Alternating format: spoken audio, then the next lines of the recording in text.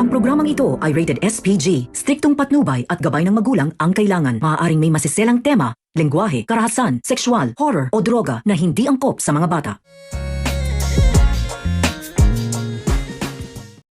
Dahil nga sa hindi na kinaya pa ng konsensya ni Sugar ang mga kasama ng bruha nitong ina at kapatid ay ilalaglag na nga niya ang mga ito sa mga pulis at tatawagan na din ito si Ivana para ibigay dito ang totoong resulta ng DNA test nila Sir Gob. Kaya naman dahil sa ginawang iyon ni Sugar ay nalaman na nga ng mga Palma ang buong katotohanan at dahil nga doon ay pinalayas na ng mga Palma si Venice sa mansyon.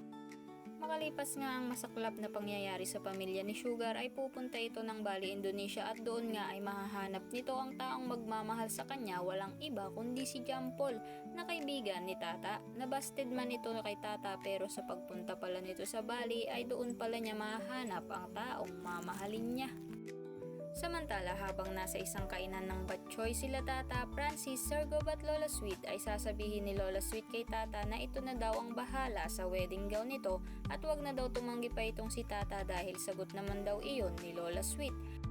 Kaya dahil doon ay may ibibigay din daw itong si Tata sa Lola Sweet nito at nang kukuhain na sana nila Tata at Francis ang regalo nila para sa matanda ay may biglang sumulpot na mabilis na sasakyan para banggain sana silang dalawa pero mabilis na naitulak ni Francis si Tata at mabilis ding nakatalon si Francis kaya naman ang sasakyan ay diretsyong bumangga sa puno. Laking gulat naman nila nang makita kung sino ang sakay ng sasakyan, walang iba kundi ang mag-inang si Vivian at Venice.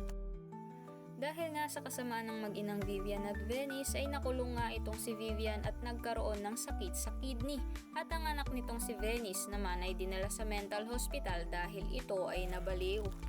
Samantala sa simbahan naman ang tuloy nila Francis at Tata at masayang masaya ang dalawa na nagpalitan ng kanilang vows. At pagkalipas nga ng ilang araw matapos ang kanilang kasal ay may panibagong magiging kamukha na naman itong si Tata na mapagkakamala na naman ni Francis na ang asawa niya iyon. Kaya naman gulat na gulat si Francis nang tawagin ng waiter ang pangalan ng babae na kamukha ni Tata ng Pia.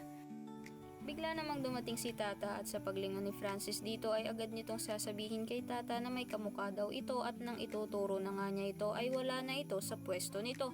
Kaya naman nasabi na lang ni Tata na baka daw na malikmata lang itong si Francis kaya inaya na niya itong umalis. Pero nang papahalis na nga ang mga ito ay nakapa ni Francis ang bulsa niya na wala na ang wallet nito doon. Ang hindi alam ni Francis ay dinukot iyon ng kamukha ni Tata na si Pia. Sino nga kaya ang Pia na kamukha na naman ni Tata? Kaya naman kung isa ka sa mga napapatanong kung sino si Pia at anong magiging papel nito sa My Longo Girl ay yan ang ating aabangan sa part 2. Salamat sa panonood!